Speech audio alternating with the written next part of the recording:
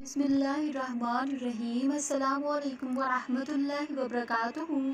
مکہ میں ابو سفیان بہت بے چین تھا، آج کچھ ہونے والا ہے۔ وہ بڑبڑایا اور اس کی نظریں بار بار آسمان کی طرف اٹھ رہی تھیں، اور اس کی بیوی ہندا جس نے امیر حمزہ کا کلیجہ چبایا تھا، وہ اس کی پریشانی دیکھ کر اس کے پاس آ گئی۔ کیا بات ہے؟ کیوں پریشان ہو ابو سفیان؟ چونکہ کوئی بات نہیں، طبیعت گھبرا رہی ہے، میں ذرا گھوم کر آتا ہوں۔ وہ یہ کہہ کر بیرونی دروازے سے گھر سے باہر نکل گیا، اور مکہ کی گلیوں میں گھومتے گھومتے وہ اس کی حد تک پہنچ گیا تھا، اور اچانک اس کی نظر شہر سے باہر ایک وسیع میدان پر پڑی۔ ہزاروں مشعلیں روشن تھیں، لوگوں کی چہل پہل ان کی روشنی میں نظر آ رہی تھی، اور بھنبھناہٹ کی آواز تھی جیسے کہ سینکڑوں لوگ دھیمی آواز میں کچھ پڑھ رہے ہوں۔ اس کا دل دھک کر رہ گیا، اور پھر اس نے فیصلہ کیا کہ وہ قریب جا کر دیکھے گا کہ وہ کون لوگ ہیں۔ اتنا تو وہ سمجھ ہی گیا تھا کہ مکہ کے لوگ غافلوں کی نیند سو رہے ہیں، اور یہ لشکر یقیناً مکہ پر چڑھائی کے لیے ہی آیا ہے، اور وہ جاننا چاہتا تھا کہ آخر یہ کون ہے۔ وہ آہستہ آہستہ اوٹ لیتا ہوا لشکر کے قریب جا پہنچا، اور کچھ لوگوں نے اسے پہچان لیا تھا۔ وہ اس کے اپنے ہی لوگ تھے، لیکن وہ مسلمان ہو چکے تھے، اور وہ مدینہ منورہ میں ہجرت کر چکے تھے۔ اس کا دل ڈوب رہا تھا، وہ سمجھ رہا تھا کہ یہ لشکر مسلمانوں کا ہے، اور محمد صلی اللہ علیہ وآلہ وسلم اپنے جانثاروں کے ساتھ مکہ میں آ چکے ہیں۔ اور وہ چھپ کر حالات کا جائزہ لے ہی رہا تھا کہ عقب سے اس کی گردن پر کسی نے تلوار رکھ دیا، اور اس کا سانس اوپر کا اوپر اور نیچے کا نیچے رہ گیا۔ پہرے داروں نے اسے پکڑ لیا تھا، اور اب اسے بارگاہ رسالت صلی اللہ علیہ وآلہ وسلم کے پاس لے جایا جا رہا تھا۔ اس کا ایک ایک قدم ایک ایک من کا ہو چکا تھا، اور اب اسے اپنے کرتوت ہر قدم پر یاد آ رہے تھے۔ جنگ بدر، احد، خندق، خیبر، سب اس کی آنکھوں کے سامنے ناچ رہی تھی۔ اسے یاد آ رہا تھا کہ اس نے کیسے سرداران مکہ کو اکٹھا کیا تھا، اور محمد صلی اللہ علیہ وآلہ وسلم کو قتل کرنے کے لیے کیسے نجاشی کے دربار میں جا کر تقریر کی تھی، اور یہ کہ مسلمان ہمارے غلام اور باغی ہیں، اسے ہمیں واپس دو، اور کیسے اس کی بیوی ہندا نے اپنے غلام حبشی کے ذریعے حضرت امیر حمزہ رضی اللہ تعالیٰ عنہ کو شہید کروایا، اور اس کا سینہ چاک کر اس کا کلیجہ چبا گئی، اور ناک اور کان کاٹ کر گلے میں ہار بنا کر ڈالے تھے۔ اور اب اسی محمد صلی اللہ علیہ وآلہ وسلم کے سامنے پیش کیا جا رہا تھا، اور اسے یقین تھا کہ اس کی روایات کے مطابق اس جیسے دہشت گرد کو فوری طور پر تہ و تیگ کر دیا جائے گا۔ اور ادھر بارگاہ رحمت للعالمین صلی اللہ علیہ وآلہ وسلم کے اصحاب رضا جمع تھے، اور صبح کے اقدامات کے بارے میں مشاورت چل رہی تھی کہ کسی نے آ کر ابو سفیان کی گرفتاری کے بارے میں خبر دے دی کہ اللہ اکبر، پورا خیمہ میں نعرہ تکبیر بلند ہوا۔ ابو سفیان کی گرفتاری بہت بڑی خبر، اور کامیابی تہ خیمہ میں موجود عمر ابن الخطاب اٹھ کر کھڑے ہوئے، اور میان سے تلوار نکال لی، اور انتہائی جوش سے بولے کہ اس بدبخت کو قتل کر دینا چاہیے۔ شروع سے سارے فساد کی جڑ یہی رہا ہے۔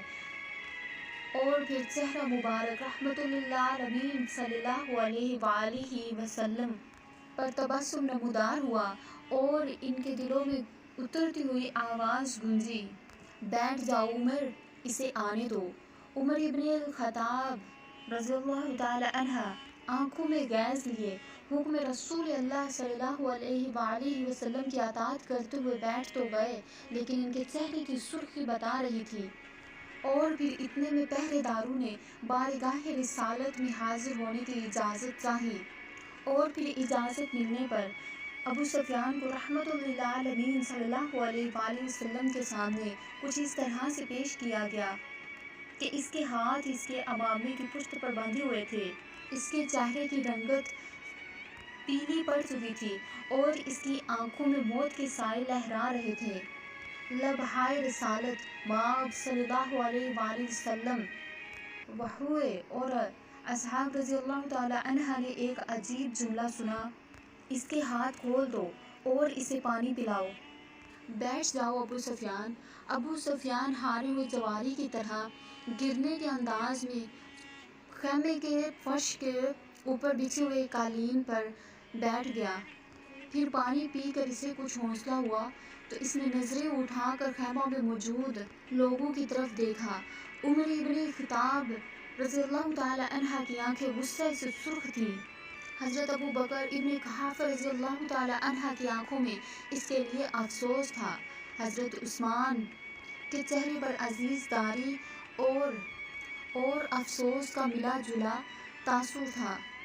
अली अलैहिस्सलाम इब्न अबू तालिब अलैहिस्सलाम का चेहरा सपाट था।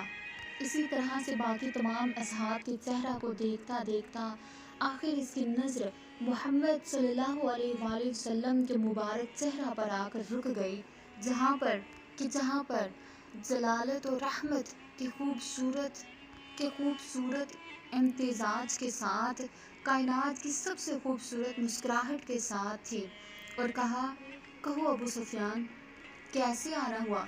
अबू सुफियान के गले में जैसे आवाज़ ही नहीं रही थी और फिर बहुत हिम्मत करके बोला कि मैं इस्लाम कबूल करना चाहता हूँ। और फिर उमर इब्न खिताब एक बार फिर से उठ खड़े हुए, जान बचाने के लिए इस्लाम कबूल करना चाहते हो? मुझे इजाज़त दीजिए, मैं आज इस दुश्मन अज़ली का खात्मा कर ही दूँ।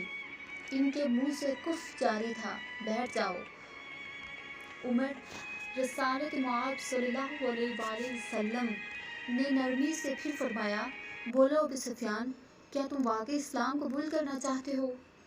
और जज, जी या रसूलुल्लाह सल्लल्लाहु अलैहि वसल्लम, मैं वाकई इस्लाम कबूल करना चाहता हूँ। मैं समझ गया हूँ कि आप सल्लल्लाहु अलैहि वसल्लम और आप सल्लल्लाहु अलैहि वसल्लम का दीन भी सच्चा है और आप सल्लल्लाहु अलैहि वसल्लम का खुदा भी सच्चा है। इसका वादा पूरा हुआ। मैं जान गया हूँ कि सुबह मक्का को फतह होने से कोई बचा नहीं सकता।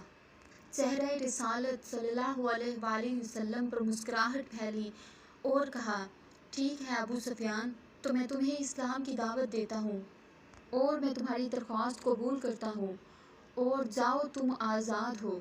सुबह हम मक्का में दाखिल होंगे और इंशाअल्लाह मैं तुम्हारे घर को, जहाँ आज तक हमारे और इस्लाम के ख़िलाफ़ साजिशें होती रही हैं, जाए अमन करार देता हूँ। जो तुम्हारे घर में पनाह ले लेगा वो महफूज हैं। अबू सुफियान की आंखें हैरत से फटी जा रही थीं। और मक्का वालों से कह दो, जो बैतुल्लाह में दाखिल हो गया इसको अमान है और जो अपनी इबादत गाहों में दाखिल हो गया इसको अमान है।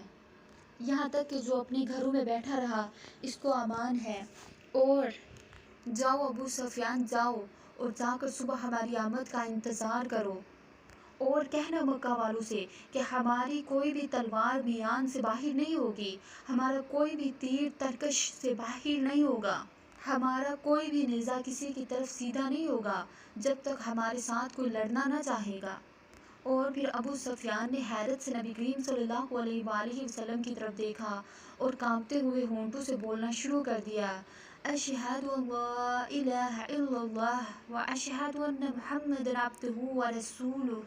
सबसे पहले उमर अब्नुल खत्ताब आगे बढ़े और अबू सुफियान को गले से लगाया।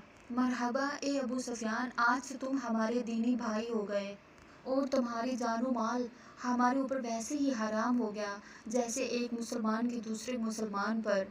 जाओ, तुम्हें मुबारक हो कि तुम्हारी पिछली खताएं माफ़ हो गईं और अल्लाह तबारक व तआला तुम्हारे पिछले गुनाहों को माफ़ फरमाए। अबू सुफियान बैठा हैरत से खताब को देख रहा था कि ये वही है जो चंद लम्हात पहले जिसकी आंखों में शदीद गुस्सा और नफ़रत था, जो इसकी जान लेना चाहता था। और फिर अब वही इसको गले से लगाकर भाई बोल रहा था। ये कैसा दीन है, ये कैसे लोग हैं। वो सब से गले मिलकर और फिर आगे पे हज़रत मोहम्मद सल्लल्लाहु अलैहि वसल्लम के हाथों पे बोसा देकर अबू सुफियान खैमा से बाहर निकल गया वो दहशत गर्द अबू सुफियान जिसकी वजह से, जिसकी शर से आज तक मुसलमान तंग रहे, और अब इन्हीं के दरमियान से गुजरता हुआ जा रहा था। और जहाँ से गुजरता था, इस इस्लामी लश्कर का हर फर्द, हर जंगजू जो थोड़ी देर पहले इसकी जान लेना चाहता था, हर कोई आगे बढ़कर इसके साथ मुसाफा कर रहा था, इसे मुबारकबाद दे रहा था और इसे खुशामदीद कह रहे थे। और अगले दिन जो लोग मक्का की हद पर खड़े थे, और इनमें सबसे नुमाया अबू सुफियान था। और अब मुसलमानों का लश्कर जो है मक्का में दाखिल हो चुका था।